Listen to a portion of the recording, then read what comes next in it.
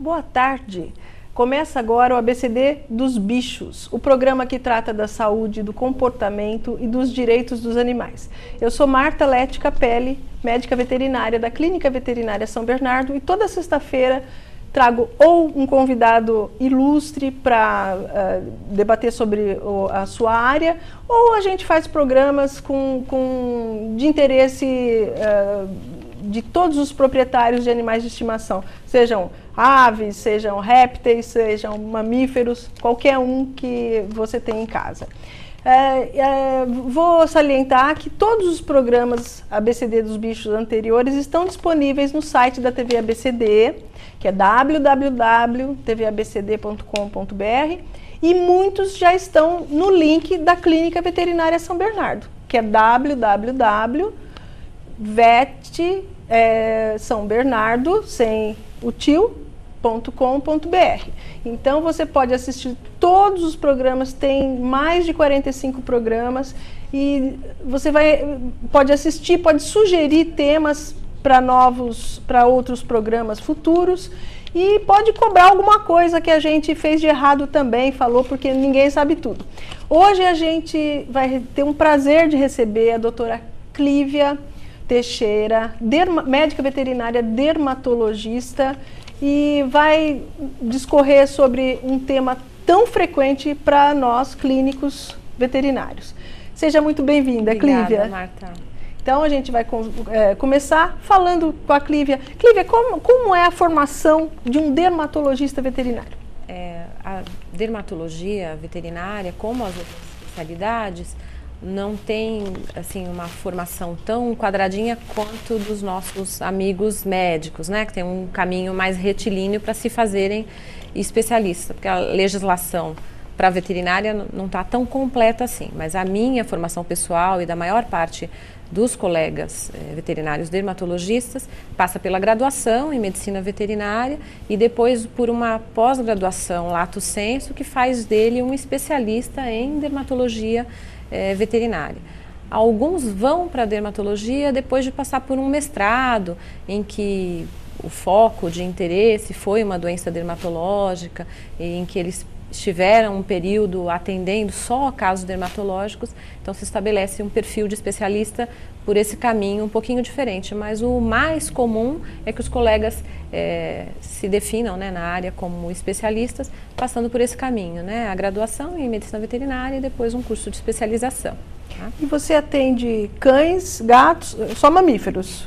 Aves não. No meu caso, eu só cães e gatos, só tá? Cães e Nós gatos. temos colegas dermatologistas que atendem exóticos, que atendem répteis, porque a dermatologia se presta, né? Doenças dermatológicas acontecem nas outras espécies também, né? No meu caso, eu me mantive na dermatologia como eu fui na clínica médica, uma veterinária de cães e gatos, tá? E, habitualmente, quais são os problemas mais comuns do dia a dia, do seu dia a dia? No nosso dia a dia, o mais comum, assim, o número 1, são as consequências diretas e indiretas de picadas dos ectoparasitas mais frequentes em cães e gatos. No caso do cão, as picadas por pulga e carrapato e as suas consequências. Eu acho que isso é o arroz com feijão. É o que, direto ou indiretamente, mais traz queixa dos nossos proprietários, né? Às vezes ele não sabe que a causa é essa, mas eu acredito que é a causa mais importante, a mais frequente. E você atende habitualmente, você trabalha, presta serviço para vários clínicos também, né? Hoje, a maior parte do tempo eu presto serviço num hospital veterinário, mas eu faço atendimento ético, né? No hospital modelo. No hospital modelo, isso. Às vezes o colega clínico também tem um paciente para ser avaliado pelo especialista em dermatologia, então eu sou chamada nas clínicas também, nos centros diagnósticos, para prestar esse serviço através de um clínico geral que já atendeu o paciente, né? E o diagnóstico, você falou certo agora, o diagnóstico do dermatologista é baseado, claro, na formação pessoal dele, na parte clínica, do exame clínico, e eu queria que você citasse, assim, habitualmente, quais são os exames que você pode dispor num primeiro momento. Certo. É porque, na verdade, o caso dermatológico, ele é de dois grandes grupos, a gente pensando bem grosseiramente, né? Um grupo são os pacientezinhos que têm doença de pele e a doença é só uma doença de pele. né? E aqueles outros pacientes que têm uma alteração de pele, e isso é reflexo de uma doença de outro órgão, tá? Então, dependendo diante de que caso a gente está, a gente vai usar exames mais simples ou exames mais elaborados, né? Então, normalmente, quando a doença é só uma doença de pele, né? Então, o que a gente faz é o exame físico, muitas vezes muito simples, avaliação visual, a avaliação tátil, né? Palpar aquela pele, sentir se é úmida, se é seca. O olfato, né? Perceber se essa pele cheira diferente do que seria esperado para um cão ou para um gato, se a orelhinha está fedida, né? E por aí vai. Então, a avaliação física, né? Praticamente organoléptica, talvez ela seja a mais importante, né? Além da história que o proprietário conta, é essa avaliação visual, essa avaliação pelos nossos sentidos da pele do paciente. Aí tem alguns exames que a gente faz direto da pele, né? Muitas vezes nós fazemos uma citologia. A citologia, ela tem a finalidade de reconhecer que células estão presentes ali na pele, células de reação, que micro-organismos, se são os micro-organismos esperados que sejam encontrados na pele, ou se tem micro-organismos surpresa, né, adventícios que não deveriam estar ali naquela pele, tá?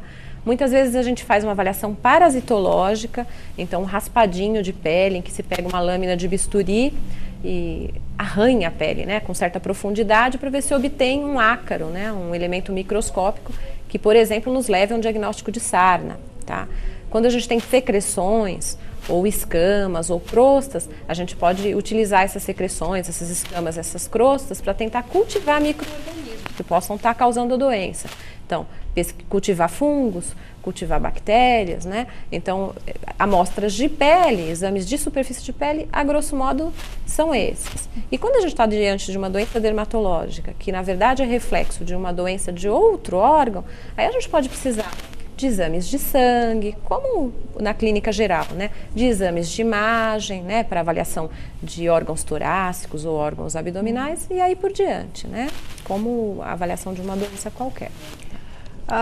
As doenças dermatológicas, nós vamos entrar nesse assunto agora, a Clívia vai expor, né, todas as causas possíveis de uma manifestação, né, todas as origens das doenças de pele, porque o clínico se depara muitas vezes, atende o telefone e a pessoa fala, doutor, meu cachorro está coçando, né? Como, quer dizer, a doença de pele, ela já é complexa no seu diagnóstico por ser causas muito diversificadas. E você, às vezes, olhando, só não basta, a gente precisa pedir um exame, precisa Isso fazer mesmo. até uma biópsia, às vezes, da pele. Então, as pessoas, às vezes, mas como é só uma coceira? Não é só uma coceira. Tudo isso precisa ser investigado, porque vocês vão ver a diversidade de doenças de pele ou de manifestações que podem provocar lesões na pele. Eu tive um professor na Unesp de Botucatu, um professor de dermatologia, Dr. Cid Figueiredo, e ele falava, a pele é um órgão que acaba sendo pobre, entre aspas, de respostas. Por quê? Fica vermelha, fica com crosta, cai o pelo e coça, né? Basicamente. Né? Então, assim, mais ou menos, a grosso modo, a pele se manifesta quase sempre da mesma forma. Tem, claro que tem as manifestações patognomônicas, né? As manifestações típicas de cada doença. Mas as pessoas têm que entender que existem muitas doenças. Agora eu gostaria, Clívia, que você falasse tudo que pode causar alteração na pele. São muitas causas, né? Como a Marta falou que a pele é um órgão pobre, ele tem demonstrações às vezes confusas, né, de doença, a pele, mas ele é o maior órgão do corpo, né? Então agora a gente puxa a brasa para nossa sardinha. Então é o maior órgão do corpo. Ela é a interface de contato, né, entre a parte interna do corpo e o mundo exterior. É a face de contato entre o cachorro, o gato e o seu proprietário e o ambiente em que ele vive. Então, por esse motivo, por ser essa interface, por ser tão externa, né, a embalagem do corpo, ela está sujeita a um sem número de agressões. Então, as principais causas, né, de doenças de pele são as causas parasitárias, né, muitas vezes a agressão de um parasita traz lesão, aí a gente pode discorrer depois sobre alguns exemplos, né? Um exemplo simples, né? Uma doença de pele parasitária, as sarnas, né? São provocadas por ácaros, tá? Existem doenças de pele que têm causa infecciosa, então vírus, fungos, bactérias podem provocar infecções na pele, manifestações, né, com lesões, com machucados, com coceira, com escamas. Nós temos doenças de pele que são de causa ambiental, então excessiva exposição à luz solar ou exposição à luz solar em horário inadequado, né, uma verdade que vale para a nossa pele e vale para a pele dos animais, especialmente aqueles mais claros, né? Animais de pele e pelo menos pigmentados, né? Então, doenças ambientais. Exposição excessiva ao calor ou ao frio, exposição excessiva a produtos detergentes, então uso inadequado de shampoos, de máscaras, né? Ação física de secadores, de sopradores, então são causas ambientais, são sem número, né? Às vezes exposição a desinfetantes, não o corpo todo, mas patas, né? Cauda, barriguinha, que toca produtos desinfetantes que não eram para ter contato com o tecido vivo, né? Então, as doenças ambientais. Algumas doenças metabólicas, né? Por exemplo, o diabetes, o sobrepeso, né? A obesidade, podem ter manifestações na pele, né? Podem transformar as características dessa pele, trazer desconforto, trazer doença. Algumas doenças endócrinas, mau funcionamento de glândulas endócrinas, como mau funcionamento da tireoide, mau funcionamento das glândulas adrenais, podem trazer manifestação na pele, né? Algumas doenças neoplásicas aparecem na pele também, então, entre aspas, os cânceres, né, que acontecem na pele humana, infelizmente, vários tipos de câncer também pode acontecer na pele animal, na pele dos gatos, na pele dos cachorros. Não sei se eu estou esquecendo alguma modalidade. Imunológicas doenças também. Imunológicas. Essas, na verdade, são o maior grupo, né? Dentro das doenças imunológicas, as relacionadas com a resposta de defesa do organismo, nós temos dois grandes grupos, a gente simplificando muito. Então, entre as imunológicas, nós temos todas as alérgicas, que são responsáveis por um grande número de queixas, né, na clínica veterinária dermatológica, e as chamadas doenças autoimunes, né? Aquela doença em que o animal ele faz defesa exagerada contra um tecido próprio, um tecido que é do seu corpo, ele faz uma defesa exagerada, e no cão e no gato, em alguns casos, são mais comuns as doenças autoimunes com manifestações na pele. Tá? São mais comuns até do que as doenças autoimunes com manifestações internas, né, sistêmicas. Vale citar, né, o lúpus, lúpus, que é uma doença que é de seres humanos. Isso, também. E os cães também têm. Né? As doenças autoimunes são um pouco menos referidas nos gatos, talvez porque o dono do gato leve menos o gato ao veterinário, o gato demore mais para se queixar, se incomodar com as doenças, né? E talvez não tenha muito a cultura de levar o gatinho ao veterinário, mas no caso da clínica de cães, especificamente, as doenças autoimunes têm uma grande importância. Principalmente o lúpus eritematoso discoide, que é um formatinho talvez mais benigno, menos grave, ele é relativamente frequente, né? Não é uma doença comum, mas é uma doença relativamente frequente, né? Clívia, você falou da obesidade, né? A gente observa bastante isso na clínica, que cães obesos têm bastante problemas de pele. Isso. Qual é a correlação, o mecanismo de correlação? Muitas vezes a correlação é metabólica, né? Via metabólica. Então, aquele paciente, ele acaba tendo uma glicemia limite, né? Então, as defesas já não são a essas coisas.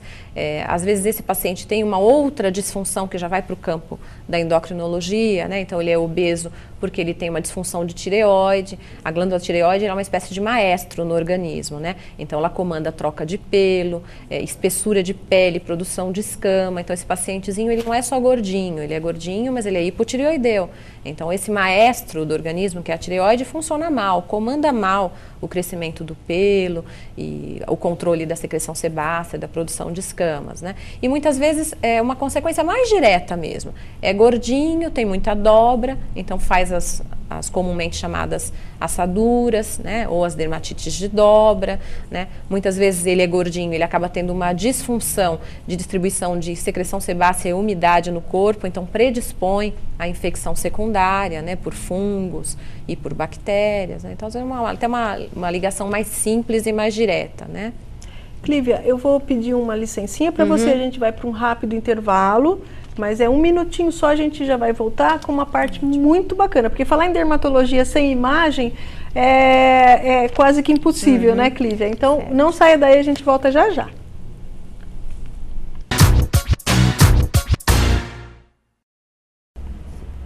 Estamos de volta com a ABCD dos Bichos, o programa que trata da saúde, dos direitos e do comportamento dos animais. Hoje recebendo a dermatologista Clívia Teixeira, e que está aqui para elucidar um monte de dúvidas que vocês têm e nós clínicos também temos.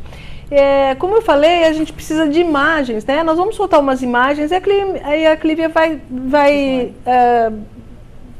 falando a respeito de caso da lesão, o que é característico, o que não é. Isso aí é um pitbull, provavelmente, ou um cruzado, agora eu já não me lembro mais. Essas lesões aí são lesões que são consequentes à excessiva exposição à luz solar, né? Ela se inicia como uma simples queimadura solar e depois o acompanhamento por biópsia vai nos dizer se já é um câncer de pele ou se persiste só no processo inflamatório, na queimadura solar. Que é a grande predisposição do câncer de pele, né? Então, normalmente são cachorrinhos assim, né? Grandes áreas do corpo brancas, né? E muitas vezes as lesões, ao contrário do que a gente esperava, ao invés de ser na área de incidência que a gente espera do sol, né, no dorso, aparecem na barriga. Muitas vezes as lesões aparecem na barriga. Talvez pelo hábito desses animais de tomarem sol, né, ou pelo reflexo pelo solo. Esse é um alérgico, normalmente tem lesões por todo o corpo. Esse pacientezinho tem uma modalidade de sarna que não é transmissível, é a sarna demodécica. Deixa o cachorro muito feio, mas hoje a gente tem muito bons remédios para tratar, o acompanhamento é tranquilo, o prognóstico é bom. A nossa previsão é que esse pacientezinho se cure, né? E, Clívia, a gente nota assim que não tem tanta diferença do cão anterior, né? No tipo de... A beleza, na minha opinião, a beleza e a ingratidão da dermatologia é exatamente isso, né? O aspecto visual, né? A primeira visão é muito parecida, né? Os casos podem ser muito parecidos, né?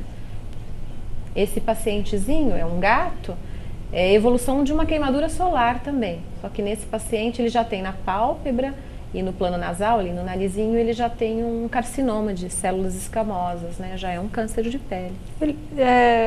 Quando na orelha a gente ainda consegue fazer uma amputação, né? O duro é quando é no nariz ou na pálpebra, já né? são cirurgias mais invasivas. No caso do carcinoma do gatinho branco, que é na pontinha das orelhas, né? Até no meio do pavilhão, se faz a amputação, o animal fica até com um visual aceitável, não há desconforto, a recuperação da cirurgia é excelente. Quando são nas pálpebras, face, plano nasal, as cirurgias são mais invasivas, às vezes provocam respiração ruidosa, uma certa fragilidade do tecido, né, irritação. E além do que a gente fica limitado, porque não pode passar filtro solar na pálpebra, né? Na ponta das orelhas até dá, mas... Na verdade, gato com filtro solar, eles se contorcem e dão um jeito de retirar, né? Na verdade, o melhor protetor solar para o cão e para o gato seria não expor no horário de risco, né? Então, como um bebezinho, das 9 às 4 da tarde, não toma sol. Pode soltar a próxima? Esse é um cãozinho, essas lesões aí, elas podem aparecer com um aspecto muito parecido por outras causas, mas nesse caso especificamente é uma dermatofitose, é um fungo, tá? É um fungo que gosta de queratina, ele gosta de parasitar pele e pelo, e dá essas lesões aí, normalmente se resolve com um tratamento tópico e um tratamentinho via oral, se resolvem sem cicatrizes, o animal fica perfeito. A próxima.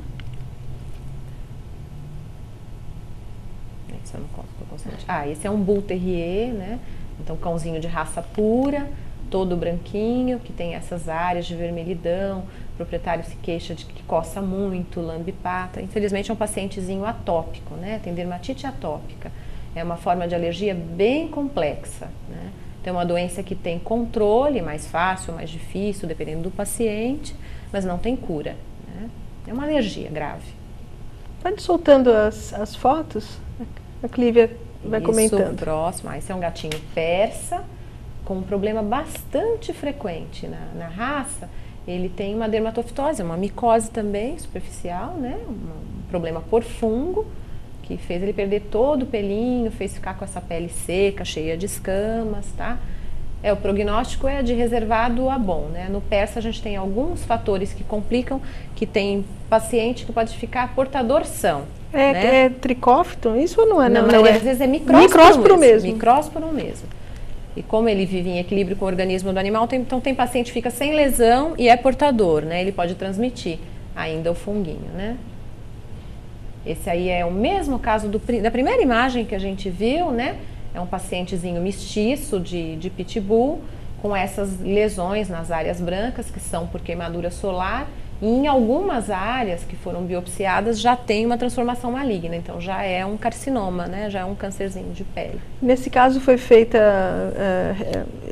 retirada da... então, como são lesões muito extensas, então na maioria das vezes se opta pela remoção cirúrgica ou uma cauterização nas áreas sangrantes, né, nas lesões em que realmente seja necessário. Senão o controle é paliativo, tá? Então controle paliativo, manter desinflamado, manter sem dor, proteger, porque as lesões são muito extensas, né? Embora pareçam assim, comuns, coisas não graves, mas são lesões muito extensas, são muito difíceis da gente resolver. Sempre o vilão primário, o sol, né? O pobre do sol. Tão lindo, né? Esse pacientezinho aí é uma coisa bem simples, é uma dermatite úmida aguda, né?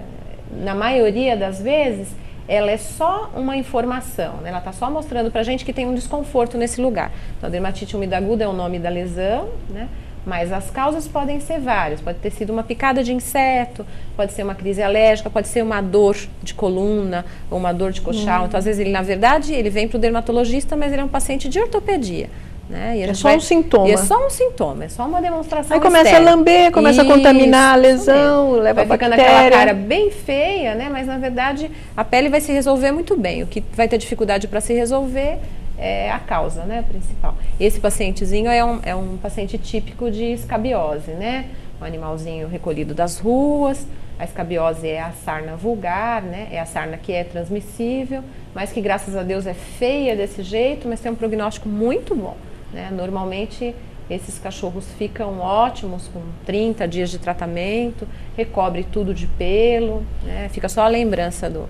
A sarna tem uma fama muito ruim, né? A sarna... A palavra, né? Agride o sarnento, né? A palavra agride o ouvido dos proprietários. Mas a escabiose é muito mais simples de tratar do que uma alergia, né? Na verdade, a notícia da sarna é uma notícia melhor do que a notícia da alergia. Só que ninguém quer ouvir que o seu cãozinho está com porque sarna. Tem um estigma, né? Tem um estigma, é que nem o vira-lata, né? Isso mesmo. Na verdade, né? Esse é já um pacientezinho de raça pura, né? É um maltês. Ele tem uma doença de uma glândula interna, né? Ele tem hiperadrenocorticismo, né? A doença de uma glândula que do lado do rim, né? Pertinho do rim, que dá essas manifestações. Fica barrigudo, porque as vísceras abdominais crescem, a pele fica fininha, né? Fica com uma textura ressecada, frágil, né? Alguns pacientes podem até ter a pele rasgada por pequenos ferimentos, né? No caso desse paciente, a doença toda se fez por causa iatrogênica. Então, foi um animalzinho que foi tratado inadequadamente, com corticoides. Com excesso de corticoides. Excesso de corticoides. Corticoides potentes, de longa duração, e que acabaram levando o paciente a essa complicação, que é o hiperadrenocorticismo iatrogênico. Na maioria das vezes é um paciente alérgico de difícil controle. Habitualmente, se o clínico não está preparado ou para encaminhar para um dermatologista ou para diagnosticar ele próprio ou investigar, acaba incorrendo nesse erro, né, Clívia? Trata os sintomas, mas não trata a causa. Né? Então fica entupindo o cachorro de corticoides semanalmente com injeções super fortes e acaba desenvolvendo um problema hormonal gravíssimo. Gravíssimo. Na verdade, o corticoide é uma arma excelente, né? É um advento médico muito importante, né? Salvou muitas vidas, tira o desconforto de tantas outras, mas é para ser usado com muita responsabilidade, né? Basta ter critério, né? Tem muito efeito adverso, tem que ser acompanhado. O corticoide até hoje não tem um substituto à altura. né? Então, mas ele é para ser usado no momento certo, Isso. pelo tempo correto, para não causar então, transtornos. Esse pacientezinho, esse outro, é um outro caso de hiperadrenocorticismo. Então, é a mesma glândula que está trabalhando errado, fez essa pele ficar assim seca, fina, essa pele tem uma porção de escamas, o cachorro está barrigudo, mas esse é um paciente que desenvolveu a doença, entre aspas, espontaneamente, tá? Não teve interferência de uso de nenhuma droga, né? Aconteceu com ele desenvolver essa doença. Tá? Esse é um pastor, talvez a imagem não seja a mais representativa, mas ele tem a pelagem mais fraca nas laterais ali, o rabinho está com perda de pelo, né? Tá mais fino do que seria de esperar num pastor. O rosto fica um rosto com aspecto meio inchado, né? Um rosto triste. É um paciente de hipotireoidismo, tá? Pele mais escura e também, a pele né? mais pigmentada ali também, na barriga, né? Parece. Isso mesmo, nas laterais e na barriga. São assim o que a gente chama de pontos cardeais em dermatologia. Então a gente olha muito pigmentação, textura, odor, a presença ou não de pelo onde era para ter pelo, né? E o campeão, assim, o sintoma mais importante para o dermatologista, o prurido, né? A coceira. Nesse paciente aí não tem coceira, tá? Ficou feinho desse jeito, mas não havia queixa de coceira. E a distribuição também, né? Isso. E a distribuição das lesões também nos ajuda, muitas vezes. Né? Que na disfunção da tireoide, geralmente o que tem de um lado tem do isso, outro, isso né? Mesmo. Tem um aspecto simétrico, né? Ou em asas de borboleta, né? E esse não é um caso que tem um desenho mais característico, mas tem alguns animaizinhos que eles têm pelo suficiente no corpo e a cauda completamente pelada. Então a gente diz que ele desenvolve cauda de rato, né? Que faz a gente ter uma primeira suspeita de hipotireoidismo. Mas até um cachorro que ainda está cabeludinho no corpo, mas a cauda pelada. Tá? Esse paciente é o que a gente tinha falado sobre obesidade, né? Então esse é só obeso, né? Até que se descubra alguma coisa, por enquanto esse paciente tinha só diagnóstico de obesidade. Aí ele tem aquelas irritações nas axilas, né? na dobrinha ali inguinal, né? Na virilha, e muitas vezes, é que aí é um macho, mas muitas vezes quando é fêmea, as gordinhas também têm essa dermatite de dobra entre as duas cadeias mamárias. Fica umidade, às vezes fica até resto de produto de banho e ali se forma uma assadura, né? Um processo inflamatório infeccioso posterior. Esse pacientezinho é um paciente de sarna demodésica também. Parece um óculos, isso, né? Parece um óculos, é a chamada blefarite demodésica. Então, parece uma doença oftálmica, né? Mas é uma doença cutânea, uma doença de pele. E vale salientar que a sarna demodésica era considerada incurável há 30 anos atrás, né, Clívia? Foi causa de eutanásia em muitos animais. Na verdade, o que não se conheciam eram bons fármacos, né, bons remédios para controlar. Poucos efeitos colaterais. Com poucos efeitos colaterais. Não se conheciam doses, né? Então, se trabalhavam com doses que não davam segurança, que davam muito efeito colateral. Era muito comum a indicação de eutanásia para um animal. Era uma coisa frequente, né? Até porque já tinha essa tradição de que era incurável, né? Então, a gente sabe hoje que o paciente portador é aquele paciente que você deixa uma marquinha na ficha dele. Ele um dia foi positivo para a sarna demodésica, mas muitos têm uma vida de 10, 12 anos sem nunca mais voltar àquela condição de doente de pele. Vários controles hoje, né? Vários controles. Porque antigamente, quem se dispunha a fazer o tratamento experimental, eu me lembro que na faculdade a gente pegava Neguvon, que era um órgano clorado, um órgano fosforado para carrapaticida de boi, e a gente dava por boca, preparava envelopinhos de não sei quantas gramas. Os que não morriam melhoravam um pouco, né? Morriam do tóxico. E depois veio o Amitraz, né? O Amitraz ainda é usado. Isso, ainda é usado para alguns casos, né? Que tem lesões mais restritas, a gente até usa o Amitraz, né? Que todos esses tratamentos, eles trazem um risco para o proprietário, um risco de contaminação ambiental, né? Então, quando, tem certos riscos. Nos anos de 80, aí, 79, 80, eu recolhi um cachorrinho com sarna demodésica de rua e ele entrou no experimento da minha professora que foi ela que publicou uma das primeiros estudos com o Amitraz, né? Que a gente diluía uma certa proporção na água e dava o banho. Mas ficava sonolento o dia todo, tinha reações terríveis, mas já era melhor do que o Neguvon. E aí foi evoluindo, hoje tem tratamentos muito seguros. E hoje a gente já conhece melhor, né, o comportamento da doença. Então, o tratamento de sucesso foi sucesso, mas a gente já sabe agora como monitorar esse sucesso, né? Como acompanhar esse pacientezinho. A gente está batendo bastante na demodicose, né? Na sarna demodésica, porque é a chamada sarna negra. Tem muita gente que chega na clínica e já fala, doutor, acho que está com sarna negra, porque também tem um estigma. Por quê? Por causa de todas essas características que a gente falou. E não é um passado tão... Não é coisa tão remoto. Né? Tão remoto assim, né? É coisa de 20, 30 anos atrás. Gente, a gente vai para um rápido intervalo, voltamos já para continuar com essa gostosa...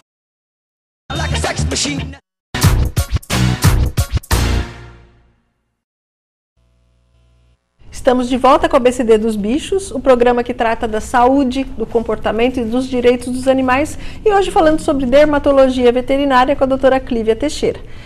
Vamos seguir com as fotos? Tem muita coisa para a doutora Clívia falar ainda.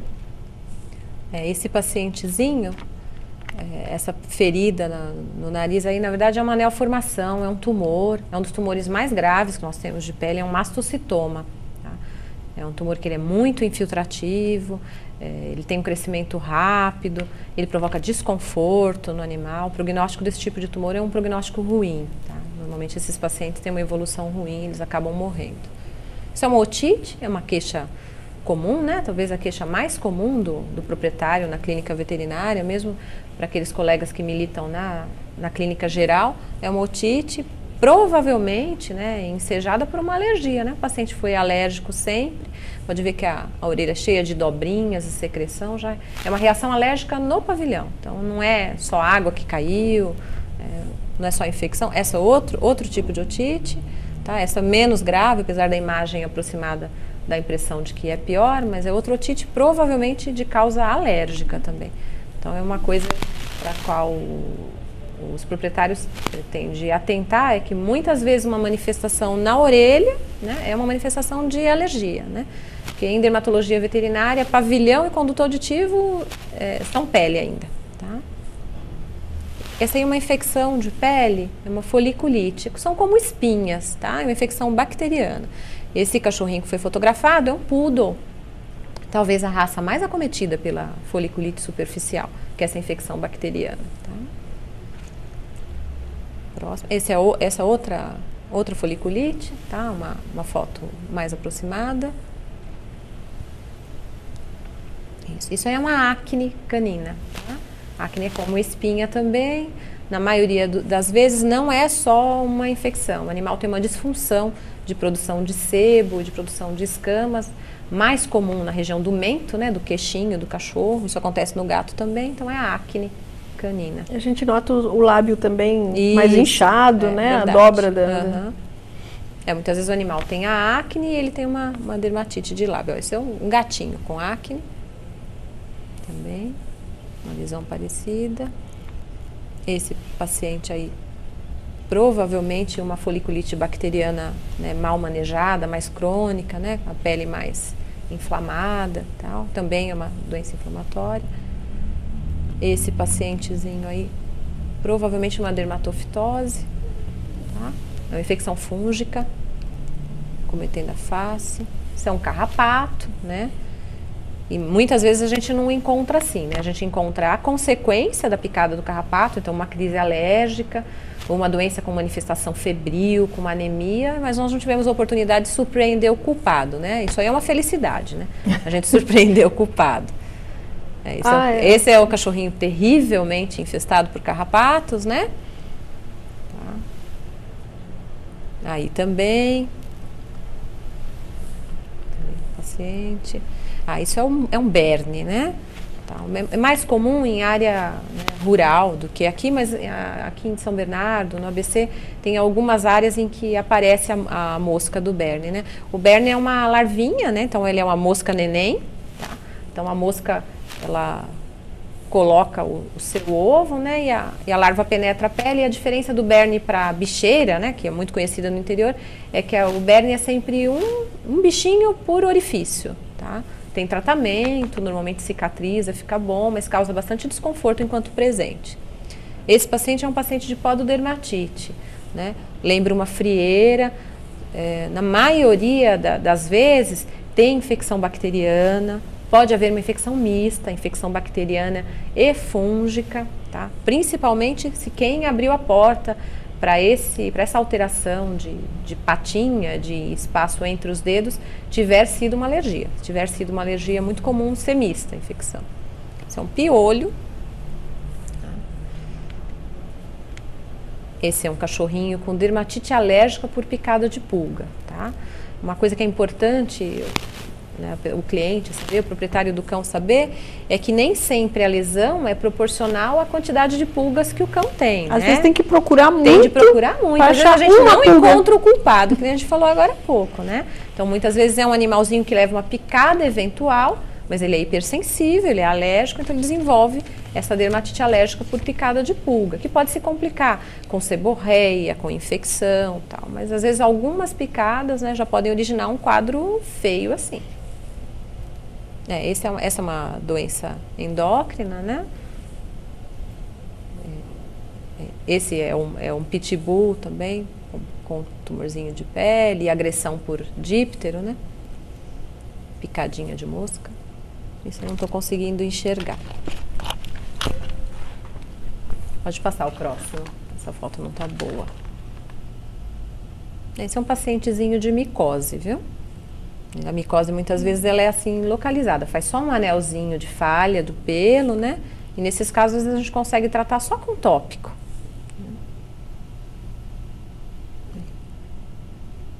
Fica sem cicatriz, sem nada. Né? Esse é um caso meu. Esse é um caso meu. É um caso meu. Esse cachorrinho é em memória, ele é falecido já. Era um pacientezinho de sarna demodécica, tá? Que desenvolveu a sarna demodécica tardiamente, por volta dos 10 anos de idade. Não é comum, a sarna demodécica normalmente surge logo no primeiro ano de vida, tá? E ali é o antes e após tratamento. Ele ficou perfeito, mas ele acabou sendo vitimado por uma doença cardíaca. É falecido já, é o whisky. Clívia, a respeito agora da terapêutica, certo. Do tratamento, que todo mundo está querendo saber, está chegando muita pergunta assim. Tá, mas e daí? Diagnosticou, como é feito o tratamento? Eu sei que é genérico certo, assim a gente falar, porque não dá para entrar no mérito de cada doença, mas normalmente como é feito o tratamento de pele? Tá. A gente trabalha sempre em duas frentes, né, o dermatologista. Então, na maioria das vezes, às vezes a gente pode optar por um só dos tratamentos, mas normalmente são dois tratamentos. O tratamento tópico e o tratamento que o veterinário chama de sistêmico, né? Ou via oral, ou injetável, né? Um tratamento sistêmico, com remédio convencional, tá? Então, esses são os dois tratamentos que a gente vai utilizar, tá? Dependendo da dimensão, da gravidade da lesão, a gente vai fazer a escolha. Então, dá para a gente falar de maneira geral, dar alguns exemplos assim, daquilo que é comum na clínica veterinária, né? Então, por exemplo, um paciente que tem uma dermatite alérgica. No primeiro momento, o que a gente quer é acabar com a primeira queixa do proprietário. A primeira queixa do proprietário é coceira, tá? Na maioria das vezes a coceira veio antes do mau aspecto da pele e da pelagem. Então, se a gente quer acabar com a coceira, a gente lança a mão de duas famílias de drogas principais, tá? Os antihistamínicos, que são usados em humanos, também são aqueles antialérgicos que têm como efeito colateral mais a sonolência, dá um soninho, não tem muito outro efeito colateral, mas que infelizmente no cão e no gato, eles não têm muita eficiência, tá? Então, nas alergias menos graves, a gente pode ter sucesso com eles. Nas alergias mais graves, em que a coceira é muito teimosa, a gente precisa lançar a mão dos corticosteroides, tá? Que eles, na maioria das vezes, o corticosteroide é nosso amigo, a gente tem que saber domá-lo, né? Então, a gente faz o resgate com o corticosteroide. Tira a coceira com a mão. Isso, tira a coceira com a mão. Isso que é apavorante, porque o proprietário vai querer sempre tirar com a mão. Então, aí, especificamente no caso de alergia, a gente tem de, enquanto tira o paciente da crise, tentar juntar dados para descobrir quem é o provocador da crise, tá? E isso pode levar semanas ou meses, tá? É um trabalho de investigação. Talvez seja o trabalho mais ingrato da dermatologia, seja investigar as causas de alergia. Então, e para esse mesmo paciente tem os tópicos também, né? Então, a gente pode usar, se a coceira é localizada, a gente pode usar sprays para alívio da coceira. A gente pode mandar banhos que tenham efeito refrescante, então muitas vezes shampoos que tenham germe de trigo, que tenham camomila, loções que tenham calêndula, tudo assim usando o bom senso, depende da extensão da lesão, né, e de quanto o paciente tem de sintoma para a gente lançar a mão, ou de um tópico, né, ou de um shampoo para o corpo todo, às vezes mais o tratamento sistêmico, vai depender do paciente, especificamente para as alergias, tá? E geralmente, Clívia, eu encontro muita resistência do cliente, porque às vezes o cachorro está empesteado, entre aspas, e eu falo, primeira coisa, vamos raspar o pelo, primeiro para visualizar, segundo para ficar mais fácil de tratar. Mais fácil de tratar. Né? E a pessoa às vezes está com o pelo aparentemente comprido, mas cheio de falhas, cheio de coceira, e tem muita resistência. Uma outra coisa é que você dá um diagnóstico de alergia, mas o proprietário, você encontra isso de o proprietário aplicar gel de limpeza e põe perfume e tal, toda doença de pele, né, Marta? Insiste. Toda doença de pele é uma doença que incomoda muito o proprietário. E todo caso de pele, ele é um caso mexido, porque dificilmente uma pessoa vai se sentir à vontade para fazer uma injeção no seu cão, para curar uma anemia gravíssima, tal. Mas a pessoa se sente à vontade para passar um cremezinho, um gelzinho que lhe parece inocente, né? Então, talvez a maior dificuldade do dermatologista é fazer do proprietário seu cúmplice, né? Dele entender que não é porque a pele é um órgão assim exposto, né?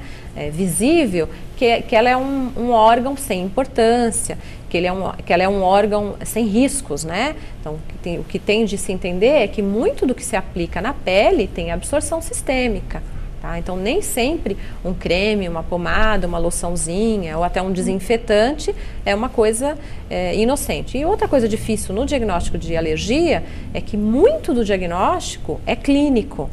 Então, depende do vínculo de confiança, proprietário veterinário. Não é, por exemplo, como a sarna, né, que sai um laudo laboratorial com a visualização do ácaro, né, aquilo é um documento. Então, fica mais fácil para ver essa fé, né, essa confiança, né? Enquanto que quando a gente tem uma alergia, como o diagnóstico é clínico, muitas vezes a gente depende de uma confiança pré-existente, né, para que esse diagnóstico se sustente e haja uma cooperação do proprietário acreditando no diagnóstico de alergia, tá?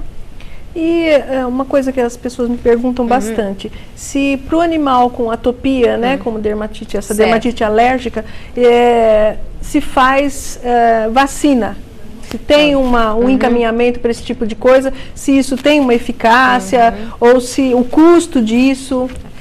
A dificuldade para vacina, assim, é uma dificuldade técnica, né? Nós não temos muitos laboratórios para preparar aquilo que a gente vai querer usar como vacina, e a grosso modo, assim, para o público entender, o paciente que tem atopia, ele tem alergia a um sem número de elementos do ambiente. Então, a primeira dificuldade é diagnosticar quem são esses elementos que provocam alergia. Existe um exame que se faz que ajuda nesse diagnóstico. Vamos dizer que a gente tenha sucesso no diagnóstico pelo teste sanguíneo, aí se escolhem aqueles elementos que produzem alergia para se induzir a chamada tolerância. Então, são injetadas pequenas quantidades daquilo que provoca alergia para o animal ir se acostumando com aquilo, para modular a sua resposta, para não haver tanta agressão, tanta manifestação de agressão com o passar do tempo, tá?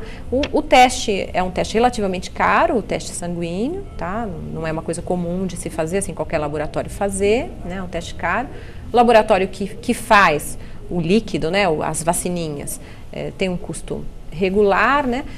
A dificuldade nem é essa, é que o proprietário ele não vai ver uma resposta rápida das vacinas, tá? Então, muitas vezes esse processo de indução de tolerância é um processo lento. Então, é um investimento futuro. Tá? Na verdade, esse trabalho com vacinas para induzir tolerância é um trabalho para o paciente que coça hoje, se coçar menos daqui a 1 ano e meio, 2 anos. Às vezes é difícil a gente vender essa ideia para o proprietário, porque ele quer um alívio mais imediato. Então, ela não exclui os outros tratamentos. Mas esse animal obterá uma tolerância vitalícia ou só enquanto estiver em tratamento? Depende do paciente, né? Então é outra coisa difícil. E o que a gente não tem, Marta, ainda é um resultado estatístico significativo, né? Então tem trabalhos, né, acadêmicos, mas para o grande público ainda não é um tratamento rotineiro, habitual. Né? Então a gente talvez não tenha um uso regular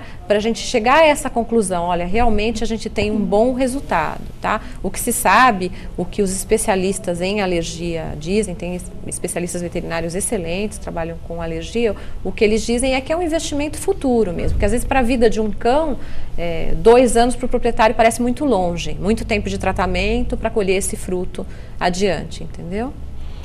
Clívia, antigamente a gente se preocupava muito com as doenças bucais, certo, odontológicas e periodontais, como indutores de lesões em órgãos nobres, como os rins, em endocardite.